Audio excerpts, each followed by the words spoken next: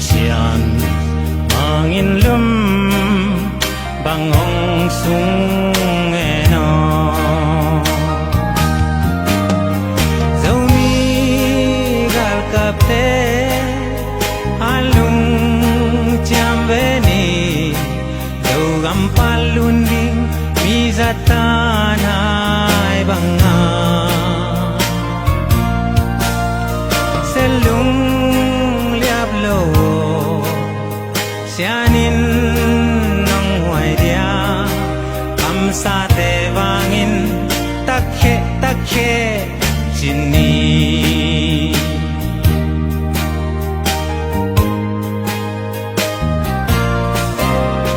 tulle zolai zum chile toy teo aksa yen theina lung kham nai toak zong in selung liap ke ni sianom sa zogam tuangong tung padi ai bang a khang nge zomi gal kapte alung jambeni zogam palundi mizatanai banga selung liap lo sianin nong huai dia kamsa te wangin takhe jinni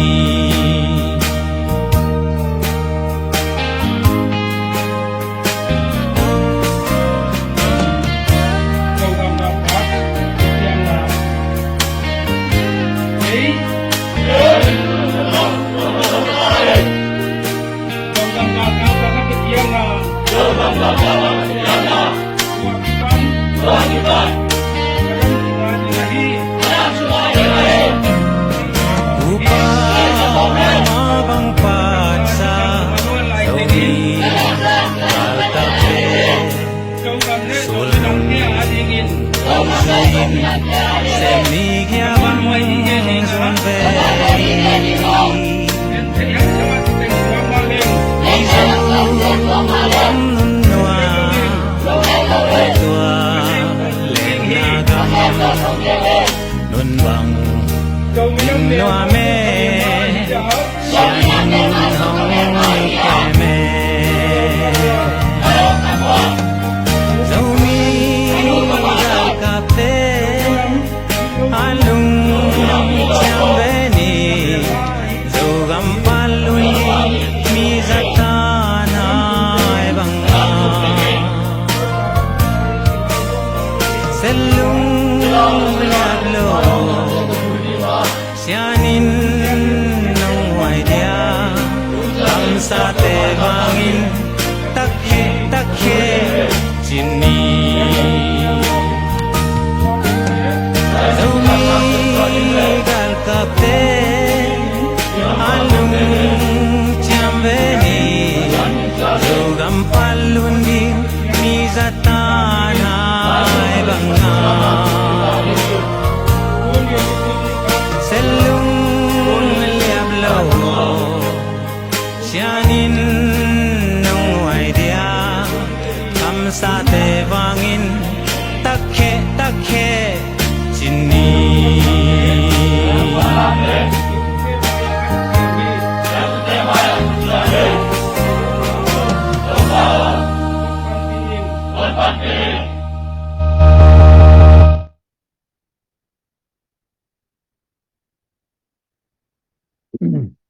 Hello zomi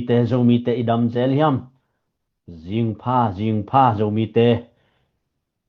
yomna cheta topan thupang piana tunina ZPCC live panina tunina kal khat topana eiteong kimusak zela imanin amasana itopa min phatmasahang Abraham pasien Isaac pasien Jacob pasien akikhelo tunina zomi te adinga akikhelo ipasien anung tai pasien ina tuni in zomi te zogam kem bit ding zomi minam atoi sang ding iminam kipum khat na ding iminam sunga ki kilem na le zomi ten ide ilungtup tunina zomi te iswa ta zomi te thuni na zogam leitanga akilam na ding zomi te na tunina leitung bup mun tom toma om leitung bup gam tom toma ong the thangi pasianina tunina ine isailam sa te yom na khem pe panin agom khom ding in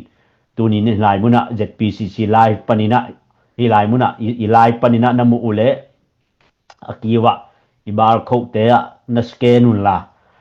email to zela khang nom te in zhro zogam@gmail.com to ki khak ton tung thei to chena i website tung ton panina anisimina sumpia pen ki be lap to hai manin i website ajong ki ho thei to pana zomi te akit ding le igam ileya zomi te in kwama tha vui thau tang to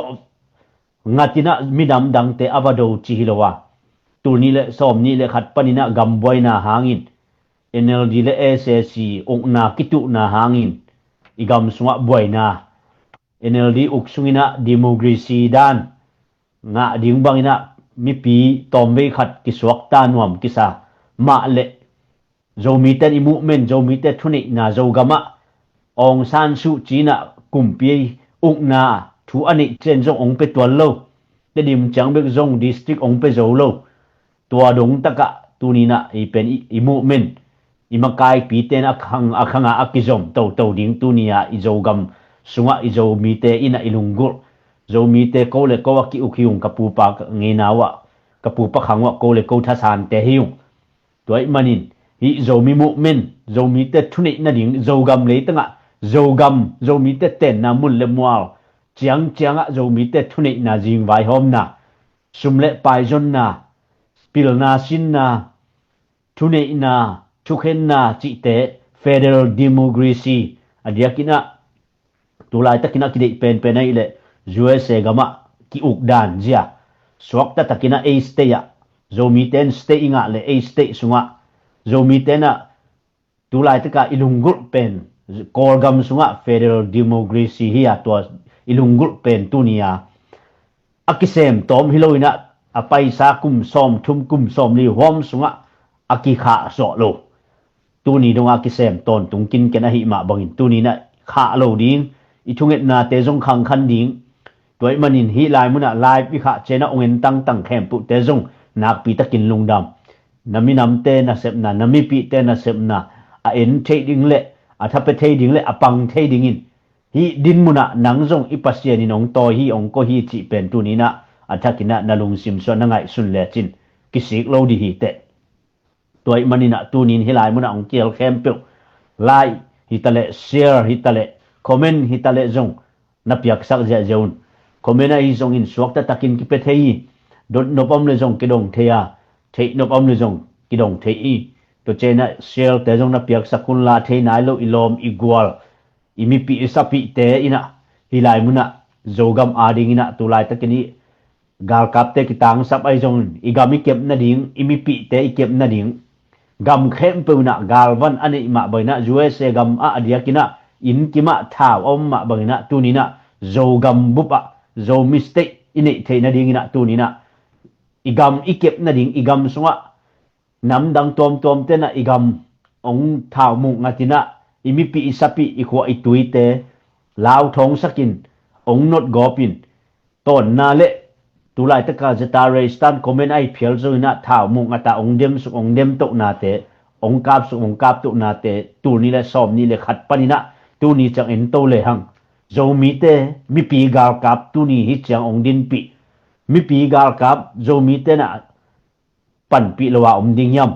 hak sat na tok tale si na man na tok tale asisan alum lai teng kapang dingi cha akit chiam lai sang tho sok lai sang tho tunga ki chiam na ni ya kamal tok ki chiam na ni igal kap te jong iza ta ki igal kap te jong mi pi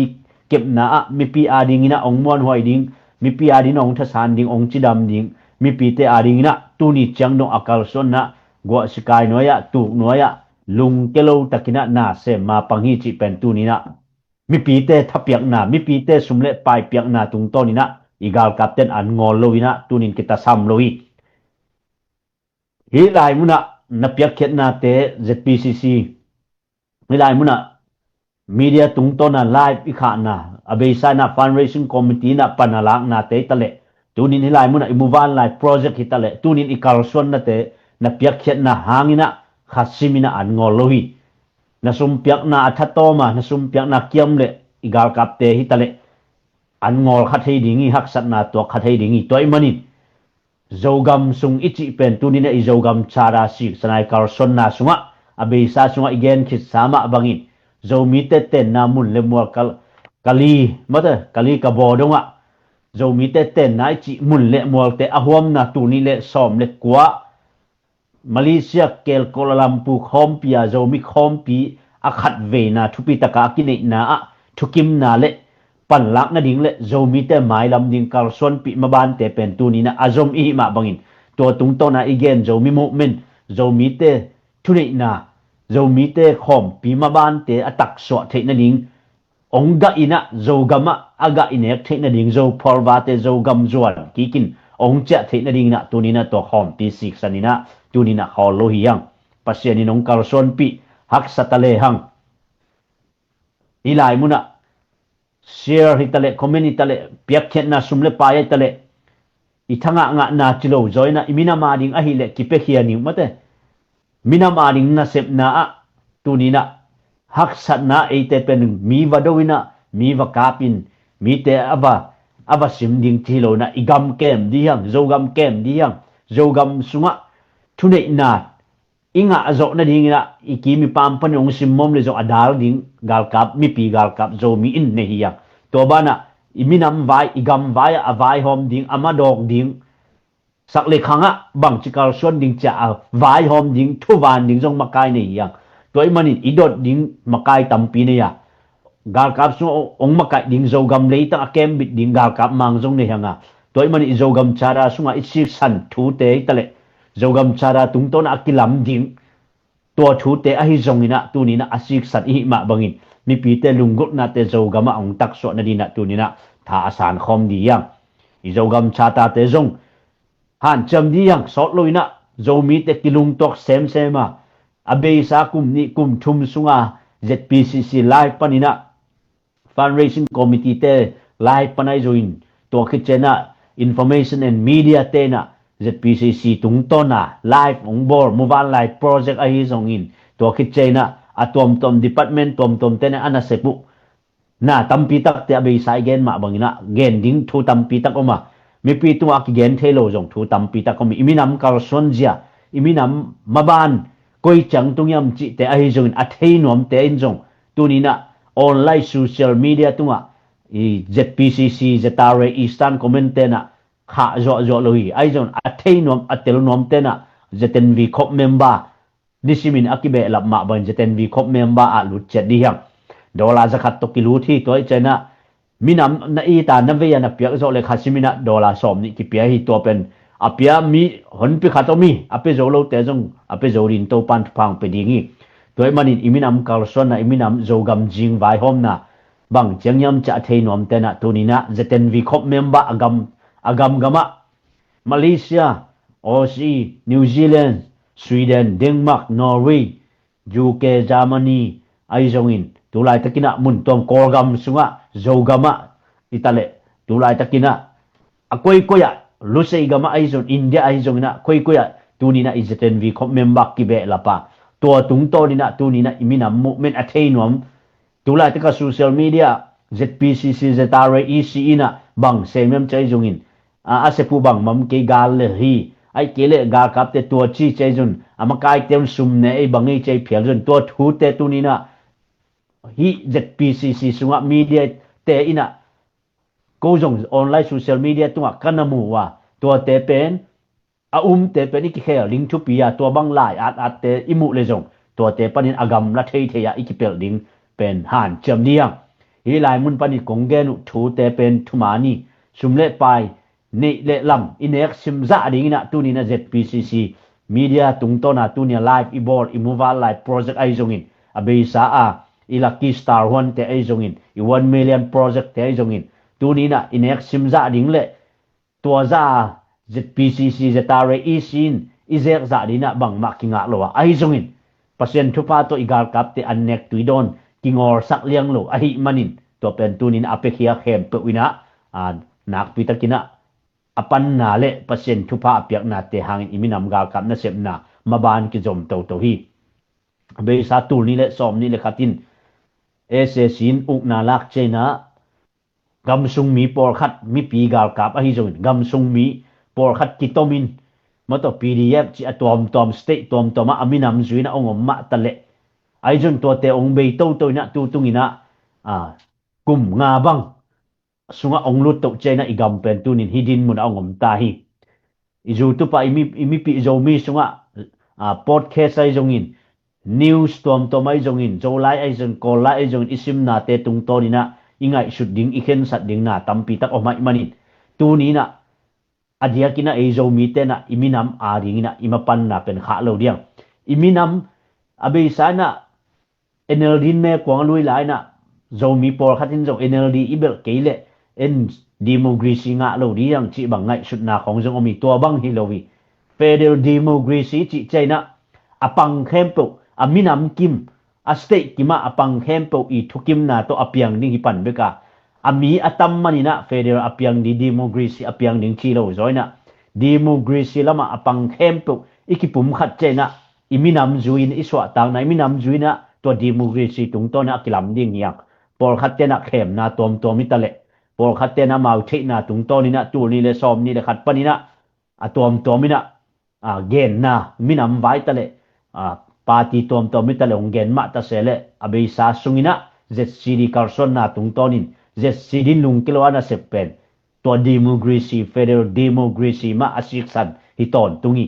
toy man tu dong ina akikhelo apai pihiya igam sunga CNA ong lut laina Ezatare Istan Komenai zongin ZPCC ahi zongin SSC apang kinken SSC I tung I thune na ale pan kinken ko le ko kyu nung chia ama boy ma pik aboy kinken te pen gam boy china ei pen ong le paina ong le he kina SSC to ki poli china I zo mi te pen ong noi sia no manin thao mu ngatin hite SSC to ki poli china media hitale news tom hitale atom toma amau zo mi te ong gen sia ina ong le kap bilbela ai zon zo mi sung aum por khatom ababel loi jong por khatom thao toy por khat jongom ai zongin tu ni na to tung pe ka again cna na sep up ding jong om lo hi amau ki mor japan NLD hitale SSC tale amau te khat ve jo ki kap lo pi case fire khong wala kilem na khong wala NLD na nga cha NLD vamayet NLD tung pana as khal khate cna te na ham phat nai tale thune nai tale ai kele gol zo na ding khat pewa amau te na han cham ken kanina me na jong SSC nong let to chang nong gol zo chena ko no to kilem na deyung no to ki pol hiung chileo leo mau to ki zoma chin state sunga ukna gol zo na alak the ni dinga mau tu lai taka en ilang pan lai taka chomi sungai tale korgam sungai tale SSC alang pan lai ta mau pen akipol mol tung mi PRCF tung to na ZCD bang tu ni changnung SSC in asal lo zenzenang mol tung mi ki pol na khem pewina lut loading chi to thukim na juya akilu lo hin lu thile jong lut loading lut no mi le jong ai jong in zo mi te pen na khat pe hi china zor tat zo tat chi bang jang lo hiang toy manin imakai te na thu tam pe na ngai sut manuna ito pai pasien mon na le ikimi pama ikipor pi ina set pi imakai te to kilung hol na tung to ni na tunian hi chang akal swani toy manin tunia hilai muna igen thuina igam kem bit diang toy kep bit the na dina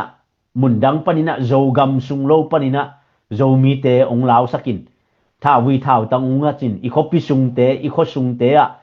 lao na naw pang hitale pil na siam na sin thelo za donga ong bor sia nam tom te tunina igam sung amlo na dingina ong kem ding ong dal dingina tunina to pana zo mi te adin zo mi bup gal kap ดิงนะจะตาเรอีสตันคอมเมนต์เป็นโตปานะตูนี่จังพงจินสักดงพุยกาลกับทักตะเลจงไทยนึงกิเปโตโตกวลโซนาเซียมสินเตจงกิลาโตโตตัวไอ้มันินอลุดนวมเตจงอาหุนกิจังตันโลตัวมาบังอินะปิลนันไอเตกมินามาดิงจังนิงตุลายตังนะเอเซซีอุกสุงะปิลนันไอตัมปีตักเตจัดเทอากิจัดนะดิงตุลายตักนะมุนปอลขัตอมโลอิโจกัมสุงบังไอจงอินตุลายตักนะโจมีอิมินามอาดีนะกามิปิกะสปิเตเนนะผัดตมนันเนี่ยเปลี่ยนเทขาเลจินะอากิลนอมเข้มปุเป็นตุนินะกิวอลคัมมะมะฮีตัวไอ้มันนี่นะอิเจเตนวีคอปเมมเบอร์กิเบลาปินตัวคิดเจนะตุลายตะกะอิมูวาไลโปรเจกต์อิลายมุนะคอมเมนต์เป็นหวมเตะฮิซงอินตัวเจนะคอมเมนต์ตุงต้นเปียกเข็ดนะเป็นหวมเตะฮิซงอินอิมิปีกาลกับเตะกิตังซับนาเตะกิลเกียวดังตักวันเลนาเตะฮิตะเลเปเคดียังตัวเจนะตุนิยาฮิลายมุนะตูเข้มเปวินตุนิยากาลซิมาองจอมสักอิโตปายปัสเซียนอิโตปาอินะฮิลายมุนะmedia tehtale media nasem tehtale tulunina hilai muna atu keibe khiloina hilai muna asom banga tunina note maya piakhiatna apeding te angak mate sumle paitale na phone number to na piale jong kinga ya email to jong na zel nop le kinga to chena alam tom to I website panina na piak nop le jong king hai chi ma bangina blungmon huai hi toy manin zo omlo hi mai lama tampi pia pe zo te to pan tu pang pe di receive ade te jong to pan tu pang pe ding ki pe ding hi toy mani imina ma ding kalson na social media tung to na mi pi te abi sa khem na tom ma tale tu ni na imi pi sapi te kwa ma igal kap te tale jong thanem lo de na kong chi ma bangi mi pi te thanem lo di hang gam tom am te ini sa pe khat pe ni te gomin tunin gal kap te adin tha san khom diang ma pang khom diang chi pen khat ve akihan thoniangเด็กทำเลยนะจะเป็นวีคอมเมมเบอร์กิเบลับก็จิมาเบนะอันนี้นะตัวปานองเบลับเป็นอิมินามอาอีดดิ้งตัวปานองปัวกินอิมินามอเวดิ้งตัวปานองปัวกินลุดจังเบคิโลนะอีดนะเสพเข็ดนะตัวอลักดิ้งตัวปานมีองเบลับตัวมาอหิมันินตัวนี้นะฮิลายมุนะนังอีเชลนะตุงต้นนี่ขัดเลนินน้ำมุทวะนังอีมาปันนะนังอีคอมเมนต์เปียกนายกิเลนังอีhidana live tungtona na thapyak na te tungtonin imipi sapi te kibe la phichi pen khat ve ai ongen khem pu te to khat bia kyan thonia to pan thupang pia hen to bek thamnon ju tu panong en te jong na ho zeliung ju tu pa jong community tale nong piawa sumle pai tale nong khak zel teu jong nak pi takin lungdami ape jo sem ding ina to pan thupang pia hen tulai takina imaban zogam sungmaban ai jong ina tu ni internet lai khong a hoi le ga kap te jong ZPCC hilai munat imuwal lai project a hi jong in tu lai takina ZPCC zetaresan comment kalson na nitum ni so na hi jong na ikipum khat na te again nom omahi manin ai jong internet alem le ong tu ding alem kele ki ka ong tu ding hi toy manin iga kap te jong ong chitaka ong tha ha ta igam sunga mate gal tom te anot khezodi na to pan chidam nang piak sak ma bangina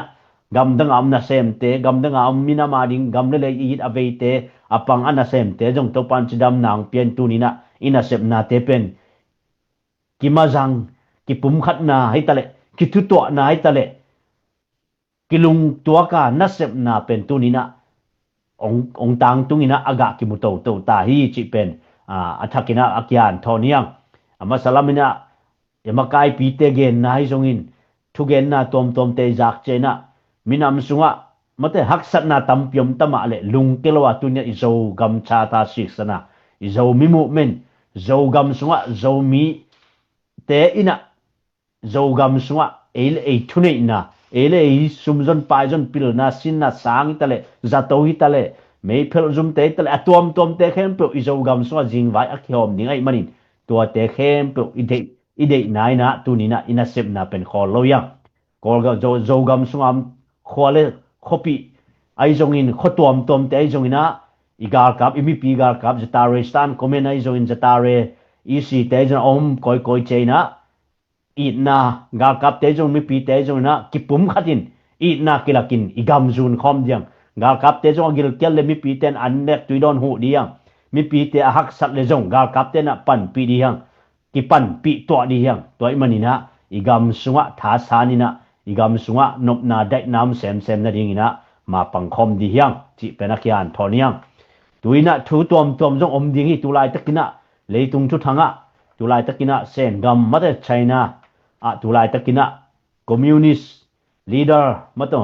makai pi teng kimu nai jongin tulai tak korgam sunga rear at vai a hi jongin USA bang lunglut mate China bang lunglut India bang lunglut chi ai phial jongin tulai tak gen ding thu tom menong lai bek jong sen gam wa ho mate igam sunga tulai tak democracy lunggulai kidian lai takina menong lai panpi kumpi teng mate kumpi teng sen gama wakimu thei ina tu tung thei khang imaban ding igam korgam jing vai ding bil pu ZCD president pu kam rian ina again ngei zel ma bangina aiming lampan ina again thei kia nungta pasian in thei achi ma bain vai hak sapi hi mo ina to thu te mu na tom mai jong ina tu ni na ongen ding korgam sunga tuwa mata van man phapiang tom mai jong in tulai tak China le India ai jong Russia ai jong in tulai tak North Korea mata i Kim Jong Un mata pupu Kim Jong Un te por khong wa kiching la ke chi ni ina to ki China i menong lai jong awa kiching la ke tanu pi bang khanina mo amau teng ki bulmat tok thei ma mokin hi te akikum khom ding le mu na tom mata i korgam sunga tulai taka sen te i nasep na te ai jong ina mu na tom akikum thei ding le hi banga ZPCC live pana immediate te han chem na to imuwa live project na sep na piak khet nai tale na sep na tom mi tale hi lai muna ong ki hel thei den sep na bol na te a jong khol lo nu se to lo minam na sep na jong giminge tolinge chi to lo wa minama ding asem tan mata hi the na suna mapang tan a hi pu Henry ai jo New Zealand panina to China USA panina sia mato evangelist sia haw mungai jongin ama bang lungkelo in kwan vai na tampiom mata jing sang nai ni nai thuma tho lungkelo tu ang thu gen ding te pe na pasien thu pa to ahira ya thu gen be khijen jen loina adang table gen nai ke nye jong amao jong a hunong hi tuan lo mato igam ile I na abe sai ni minam makai te jong na tam khol lo ai jon lungkelo na singam to chena korgam sa zo mi te ong ki thei ichi ma baina tu ni na sia haw mung le tu ni na New Zealand panina iza ta kha hi public lama mate public relation lama makai pi khat jong a hi jeten vi khopa jong New Zealand a ding na pu Henry imu zel hima le tu ni pe na ma jong den boy na tom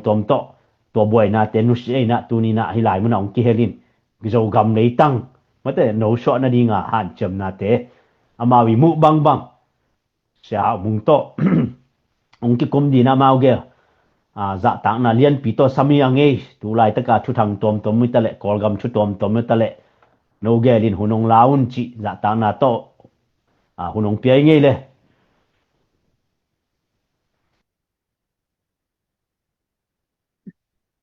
hello idam kim te khia leitung bo pa om ka zo mi pi akwa ma pe tu ni khat ve to pa om pi na nga ina to pa he pi na to khat ve akim mukik thei hi manina to pa tonga lungdam ko nuam ma sa hange in akwa ma pe ina nong support wa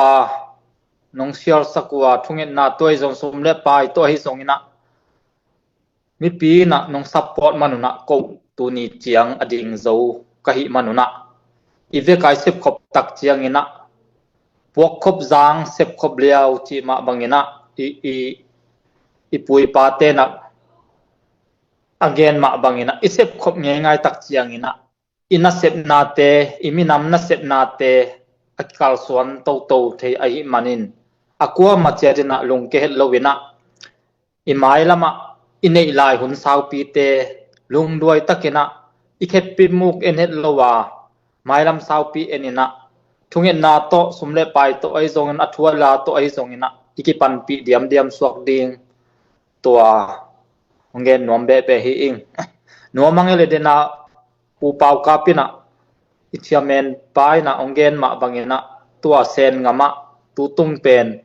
ambeka te pa lobin sen ngama akimu na tungto ni na leitung chidimo a azues a leitung ni na jonglam dang ki sa in hi tungton in amau de takena sen te na agalwan khong jong de tak agalwan teng lakhia chi bang in hi tungton ni na adiak leitunga democracy mitam na pen na hi India bang pen tolama na hoi chi di mo tolam na pai Russia kumpi pa Putin la pai no jong Kim Jong Un la pai chileng hi tung to ni na hi leitung empire khong bang kilai zo sen ding na hia chi khat pu hen le nang tu tunga ki mu na vai to ke sai nang i mu na nonggen to thei dia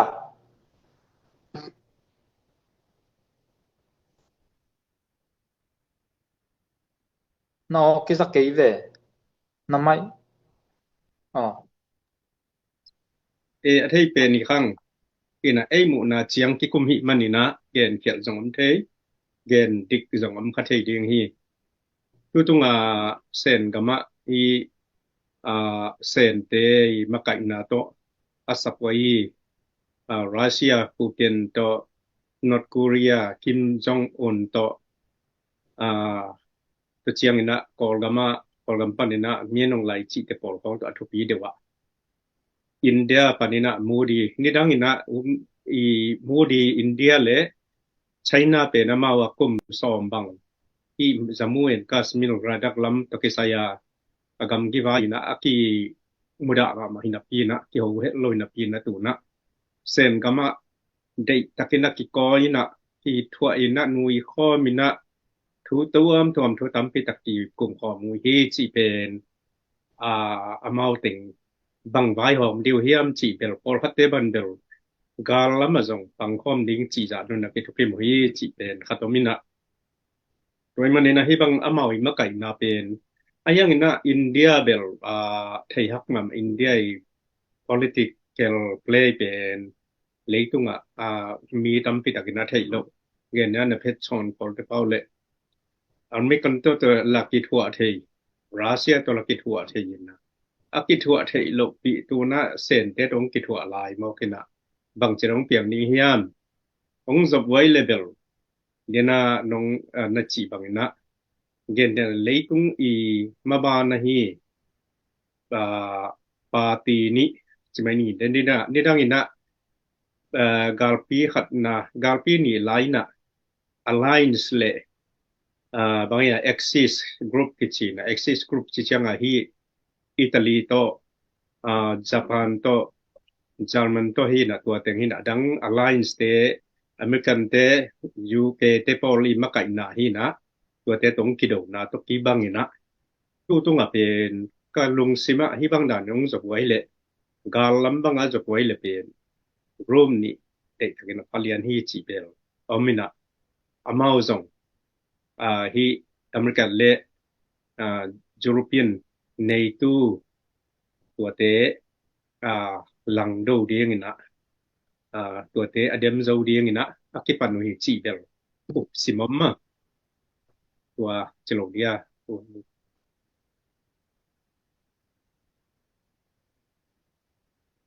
asen tua India te pangamau tua danina ahwa lama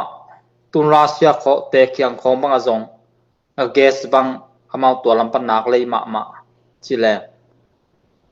hi azuas lam to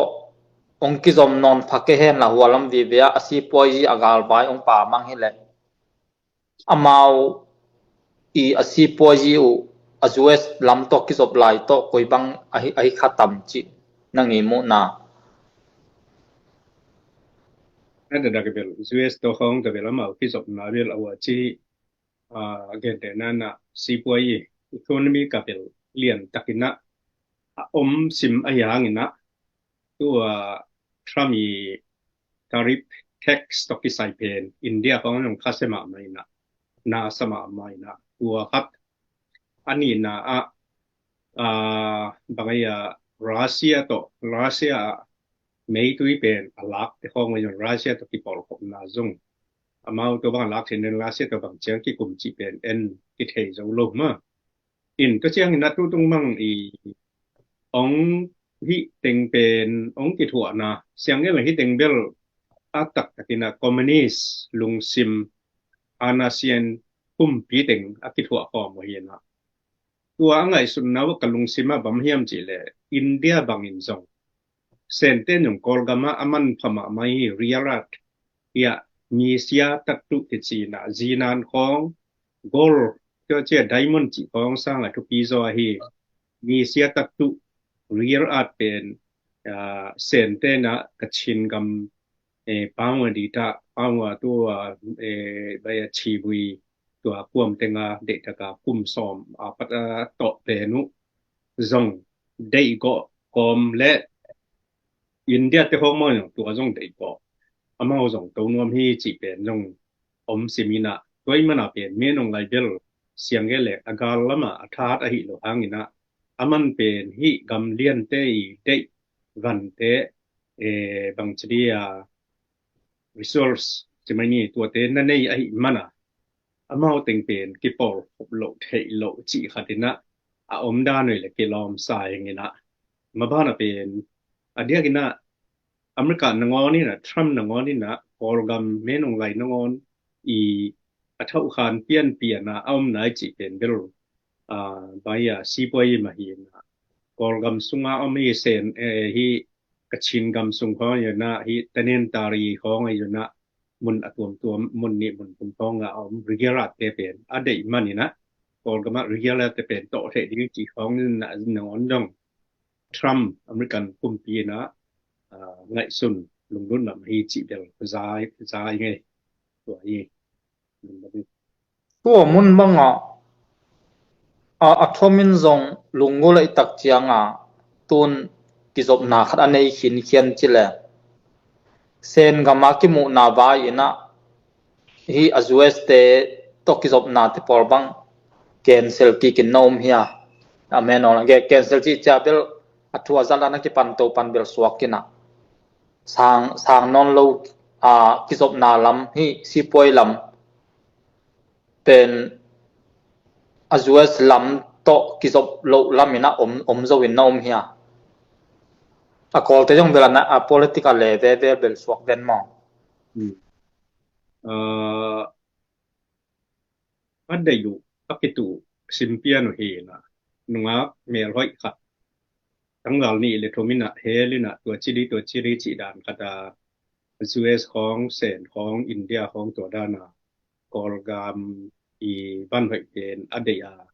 kolgam te kol mi te chmai ni kol kum PSC te pen a hel dan yen moi na ai la lampi khat belong pai the nan chen ke te na na to to ki sai lo wina bang ja tang thu pi hiam chi le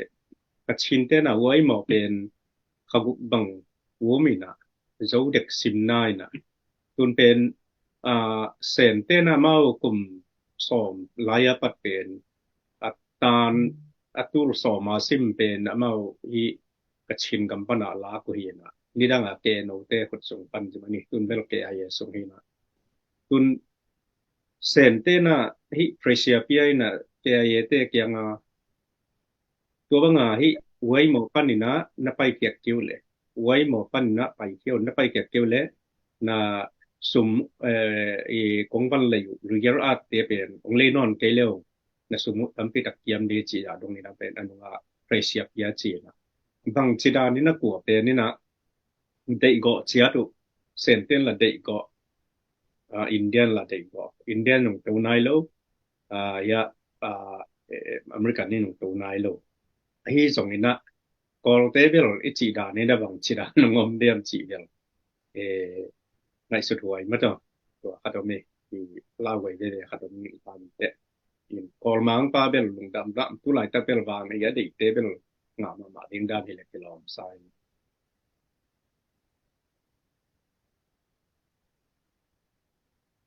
alei tung ichi bel to gal vai khong igen gen tak chiang ina abul pi tak bel si po yong hi ong hi mo kin mo tuai tak chianga ahi bang tung to tua mi sia tatu real as bang pen ma akizat na tam le man phama ma ahi mana tun azues te na asen ngam pana atam nga pen in asen ten ei kol ngam panong la hi na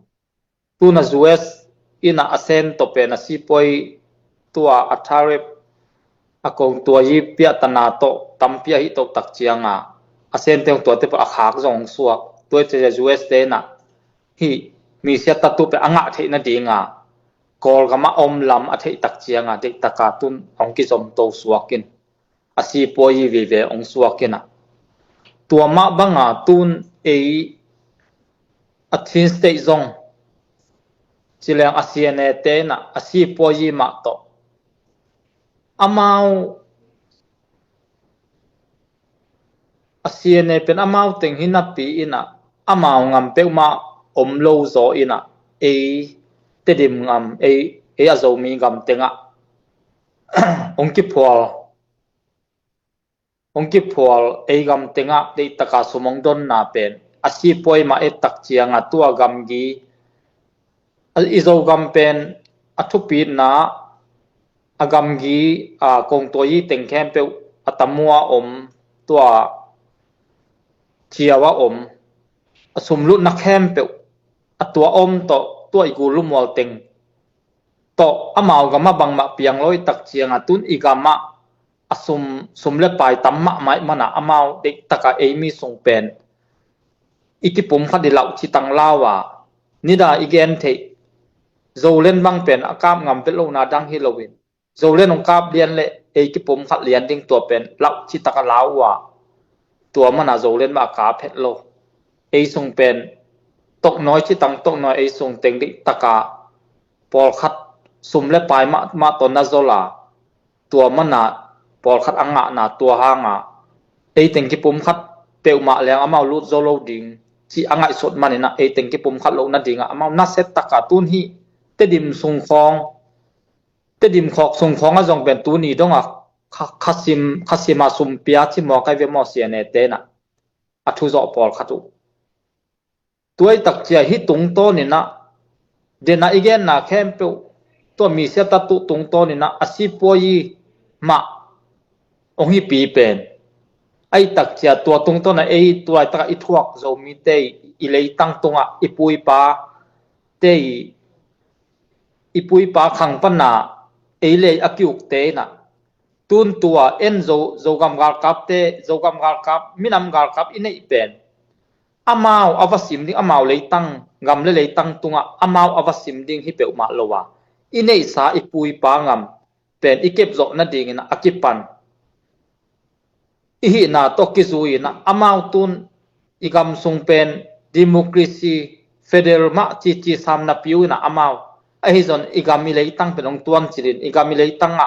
amau de takena out bangena ongam ta ina tua banga ongkal son pi na te mai lama hi pen koi bangina zomi te na igami control zo na ding igami leitang tunga iminam gal kap te na tha hata avekina en ilet zo na ding na bang tengki sam na sa pi pe na pu Henry ni tun na chi bangina igam lei ipupa sa gam nidanga suata ngama mangkang te ong uklai juna tua masungai juna zomi te pen federal ki ungadan na upigama lei nom taka ki om chi bel om hina toi mana tua lung sim ne ya ken dana ilung sim chiata nidang ina khal khaten uk jinjang lo pen nong ka uk lo palam te uk lo en nong ka igam ileya ipupa pi gam sunga le suak ta tang nom taka om chi lung sim thei nai le hang adia kina zomi te jong kwa ma uka kyam nge lo hi chi pen ilung sim na thei le hang tu lai ta kina igam sunga ongom hi nya bang da ni na ongom siane te pen ilung sim sunga bangaya hol khia nom na lung sim pen mo na hilowina igam le yai manin amau jong agam lewa nuam takina omlel din kisunong ka ke le hang ha nidangi apai sia le federal democracy system hina tua ilung sim sunga zo mi te na om thei sakina ile hang ki pum khat lo na diom pe ma lo ina mi te uk na nuaya I nom na lung sim pen chon sanit sal lung simina ei le ei chi nai na khan to na hi na tua lung sim nei na bahangin na minam dang khat ei to ki bang sen amao yung asang sa tuwang lo khatina huwa te na ong uk mo ga ud bang na ik gam sunga tek song lai na igam sung khan to na te kong khak chipina zomi te nga ding kon lampi kon ai jona ai ke le sung sum piang atom tom ne tua te pen zomi te nga di luen chi lung sim so ko inai le hang thuang nan na lung sim khan sa chimai ni igam le ya di na nop tak na e bang chi dian nop sang na ding chi na democracy le suwa tang na ngai sunane le hang pen ki pum khan na ngom di na ikipum khan na le bel zomi ten bel izo gam sunga ma hi migilo akilom loa a om te khen piu bel por khiang so lo ni chi om ken te chi pen a khan na ani na bel tua za tan ni ki tuak ke zong ina zomi mum mena apa khen piu pen ilung sim ki bang ke ma le ikipol na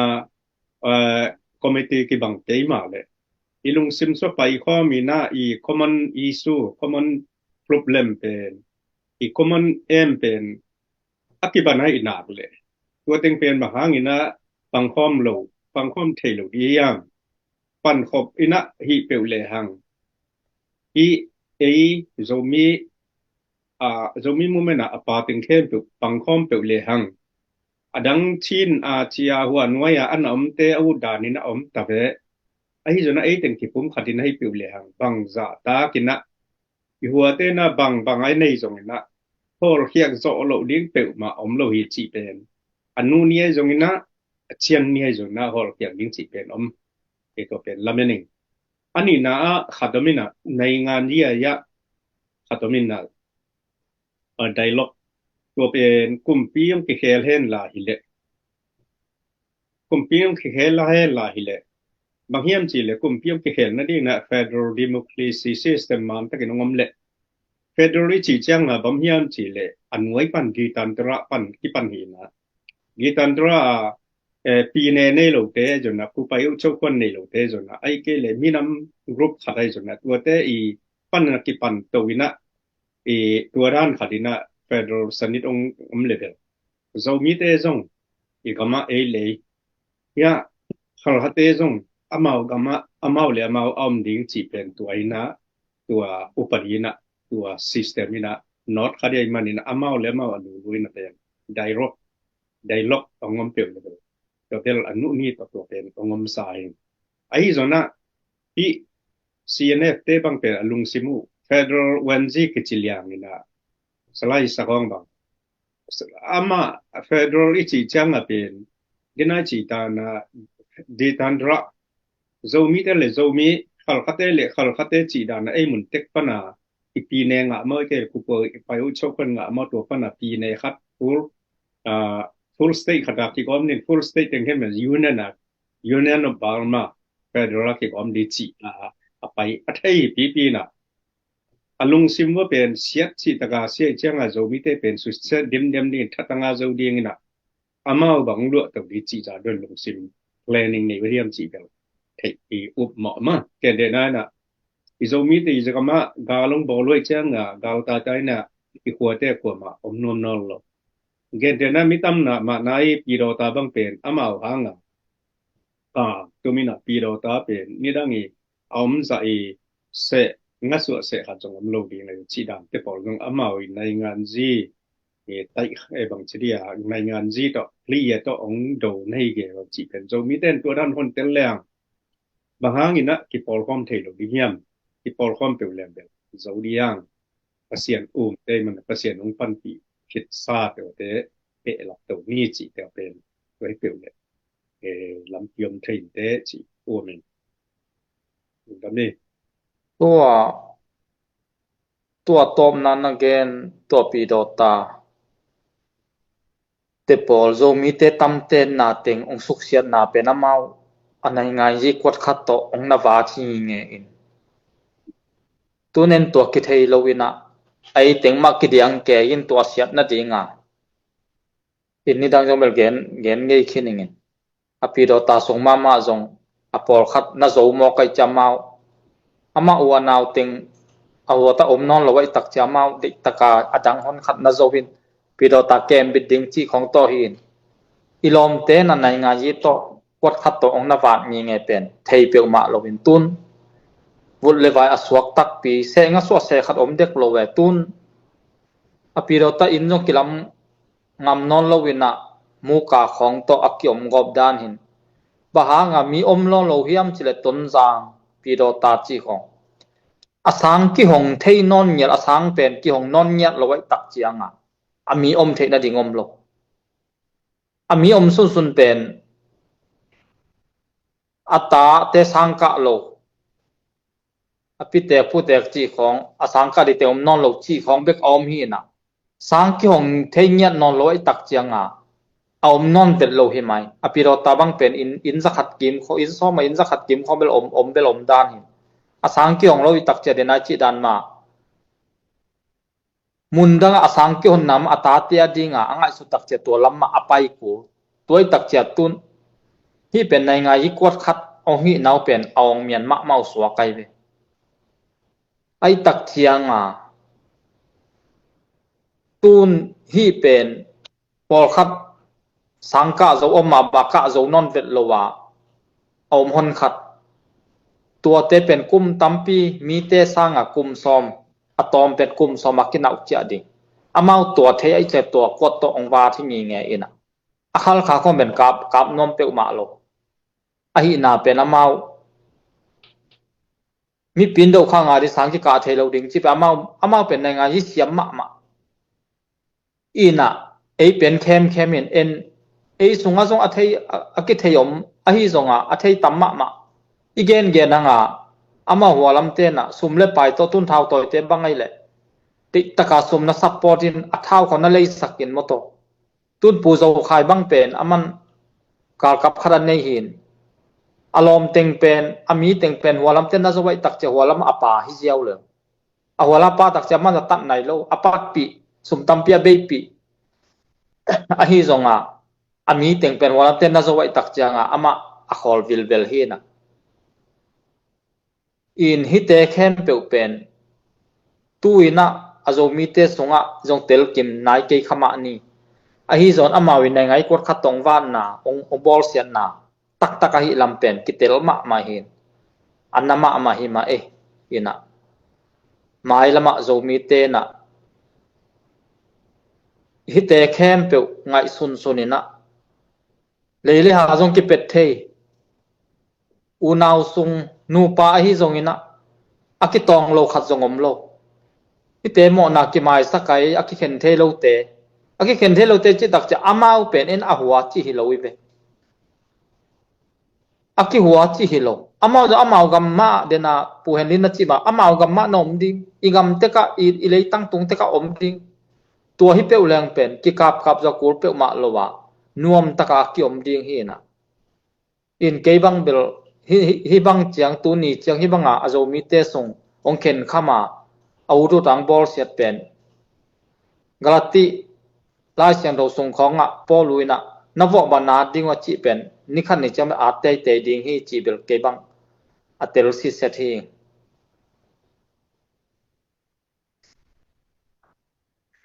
zo mangai phok dang nei la hi mo pu hen lik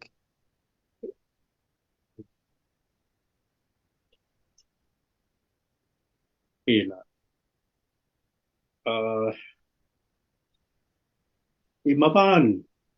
zo mi te maban ding gen na ki pum khan na ding ai chon na bang chi ding chi te por pe nang na gen na lung sima ke kyang yong nang chi ma bang na nang lampang a na idea khat ong gen de hi ma a zong igen zel hin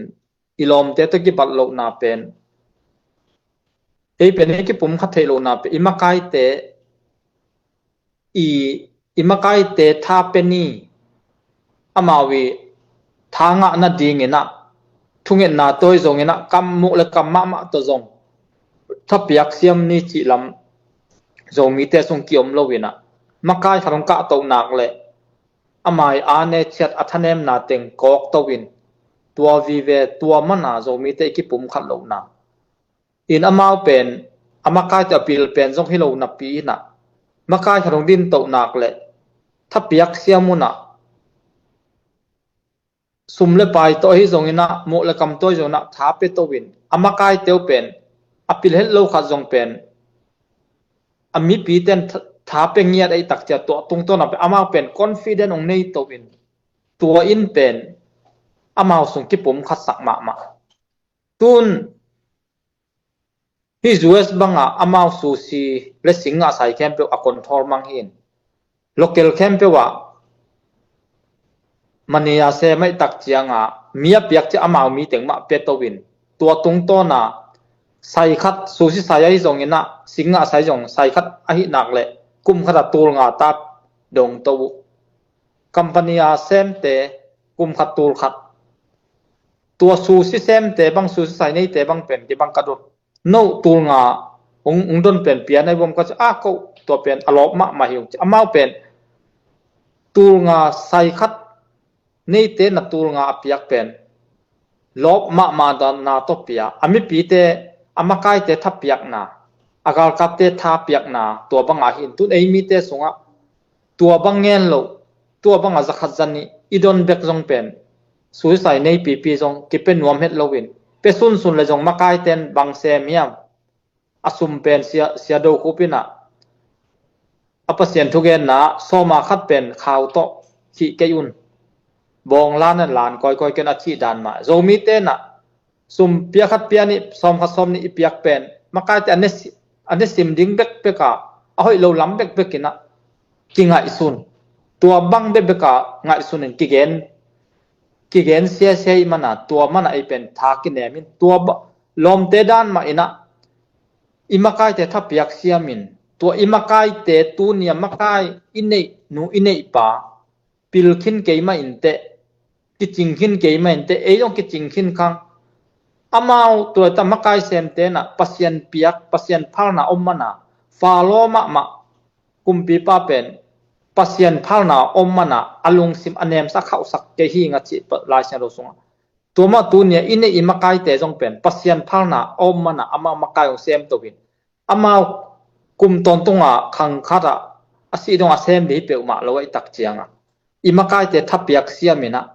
ama wi ong makai na tung tonin support theile hang kipum khatina ima ki no zo ma main te chi mo ke bang igen sa sai phia jong na tua bang ma ina amu hi nge Dom ye dia kena AZPCC yung sunga ay amakai de te bang pen le support tha te ading ina lungkiat the na ding tam pita komina ai zong ina mi te gen sian na toy zong ina mi te wa chi lang bol na pangai jana tua te pen akum thum banga ke pu to hi na ZPC sunga pilman siam man hilovina i minam igam ilei i na le itang wal igam le lei chi chen na i te chi chen na i piak yak be hilovina akipe hiai igal kap itang wal te pen ading ina ZPC sin pen itai san ngei lo ding ina te dana ki pan pi ding hi chi yang ei jona toy mane to bang hi te na din na mi pi te na sum tam pi nong piak teu ZPC tung to na nong piak teu to pi to ke na igal kap te ki hu zawa mabana jong ong hu un dia gina i hu the na ding lampi nam tampi da koma thungen nai jong ina phat tangai jona ai ke le kam to mu toy jona dia gina sumle pai ya ZNV khop omina ZNV khop the membership kipia dinga membership ya mi azabang ki phatai na to ding na admission fee lun man pen za hi na khagatina som ni ta pungman pele hang tua jong igal kap ta denga pungmana sumlun na e angol na ding na chairman en tua jong topi ma sa ingina adia gina ZPCC yong hung pan pi te tunga lung damina i ilung kiat lo na te hang ina ki pum khatna omin alung kia jong ome alung kelo ZPCC pena akiding aki tu hi na gal kapte lung sibzai na ZPCC makai te pen igamilia di na kise mi chi jong mi pi bang e bang the sang no mi ngina toy manina pu ha mungina hi to ki sai pen nang i feeling khat mi pi na han thot nop khat i bang chidia e support ha lampanga committee lampang panina lungsim bang chidia nang i lungsima phok khat pen mi pi ading ina positive takina anga thik na ding ina bang teng nagen pom le onggen pe le de na nagen sa tung ton na ke bang bel mi khat lim ina khati thanem nangen level to ongen pa ina ahu against yet nu against yet pa I se bang na sem hiam chi ke bang en jiao hin atam kup lo hin na khat pe pen isep nak leng ki gen sia hilelina to le tuang gen se te na against yet nu against yet pa sang ina aman asem zo hiam chi pen akam bek hiam let tu ya asem lo pi bang hai le ke bang bel jong adong nom khol lo hilelin hidana isep na tung to na ithanem nang gen sia te bel ke bang bel thua koi pe ma lo la tam don dinga atwat lo hin ama din mun en jiao to mana dena na chi na tung to ni na ZPC ongki gen sia tu ni dongki kal swan to hite pen april na siam nai lo wa to pa ompi na inga man hi na wa takam ti pol na khat gen sia sian amau la sem lowin chi khong isep lezong asem sun ten tol khasong hi hen hanina to pana hol zel chi ba to dan ki pol na to te chiang to min zong omuang wat main te ai zong na tui khang da na hi hen han pakin to ki chiang I thu khong ki man lo tak chiang nuak zel khol zel ki pan ki zel chi bang to zo gam ba ki lam zo ding hi pe ma lo I lam pi pen ka gen the zel ma banga agal kap kol gam nai nga ji lim ma pen kol te na ei mol tu mi te bang ma akhon e yong pe nom lo ai na pen I the chia thi ei to ki pan khong ina I dei kho ki nga pa hanan ding hi lo a hwa tak mun khat balu zo ding a ki wal zo pa di pe ma lo tuai tak chiang nga kol te na ei tain ta te bang ma ong piak no fel lo kom kala ei ki pum khada ikal kap I tha hat ding I tha na tung to na amau ho pi pan ding aki zom pan ding I dei aki nga pan ding ai tak chiang ina ki gen sia lam te pol call ball in ivekina ma pang khoma ikal swan ding mo ke bang tua ma again pha hi nge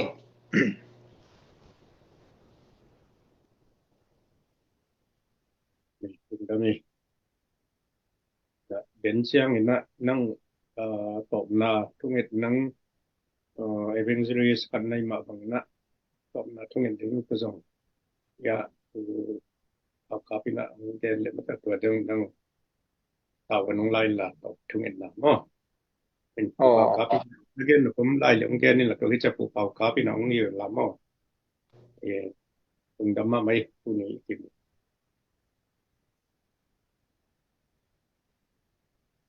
lak no ma mai tu ni pu Henry le ya se ha mung te na tu ni imina ma di ngai zong ina asep na te tung tonin lung kelowina tu ni na hak satale bang kim le pa ma chu piang la piang om tale tu ni na zogam akem bit ding imi pi sapi te to ma pang khom ding ana sep na thungit na te tu ni to pa nong dongin ma ba na ki zom to thei swaki jing changna zong tu ni pen internet lai lem lo hai manin jing chena zong gal kap te zong alem le tu lai takina ZPCC tung tonin zo mi te ikipum khatna igami kep bit na zia te zongin tu lai takina zo gam sunga khon hoyi tu khun khalun te nuwa mi che zo na mau zong tu gen nang nei to dinga hi manin nak pi takin ilung dami tu lai tak imabana tu lai takaya komena i zongina nasimung imuwan lai project adingina piakhian na penom te na ki pe ton tung the hi chi pe na thakinak yan thoniang jing chana jong ki mudi yang toy manin tu lai tak zomi sunga zomi pol khadina zomi te minam karson je thei ke ya ai jun nam dang te karson je pai je khongbel itel bilbel thei ai join tu ni na zomi mu'min tunia i karson pi zogam chara zogam kiu na ding zogam kum pi akilam na ding tunia i karson pi thu te to pan hun hoi un pha ong piak simina kal simna imaban te zom to di hiang chi penakyan thoniang share hitale community tale ong piak sakulla jing chena jong ki mubai di hiang to pani se pi bol na te thu pang pe dingi zomi te kilung to kina tunina zogam akem dingle zogam ahwai dingina yomna che ta thasan khom di hiang zogam sunga ding ai joina zomi bu pa ding igam le ya ding ai jongina ilai muna siha mungina aman ama de sakna bangina anungta ito pa jisu tunga thunget naung ne sakhen chi ama chel yang ele thungen ne le to pa long dam ong tuni chiang ka kal son zo naw a hi le ko pil na siam na he ke to pa nang ma ompi na nga kai man namin san kong phato hi to pa o to pa ka kam ka le yu ka pu ka pa te una ka kam ka le wa to pa ko ma mai na mun le mol teng control na ko ma ma na thu anei te tuina ka pu ka pa te u i au bangina ka gam ka le tang ko ma mai na thu nei na ko ma mai naทุกคนก็มาใหม่นะทุกคนบอละก็มามันทุกกันเทนะดีงุนตุยนะคังทักส่งปันนะองค์ปันเคียกะโจมกำกาลกับเตอุมินำกาลกับเตตุนะองค์ปันเคียหินากุมลีกุมงาตุนิเจียงนองต้นปีนาเตนะมิสันกงพัดอุฮีโตปา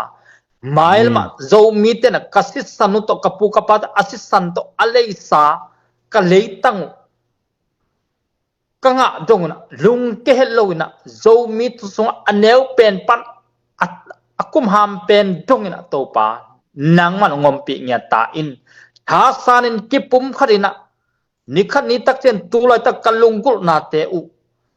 ka gwal zo na kanga dongna topa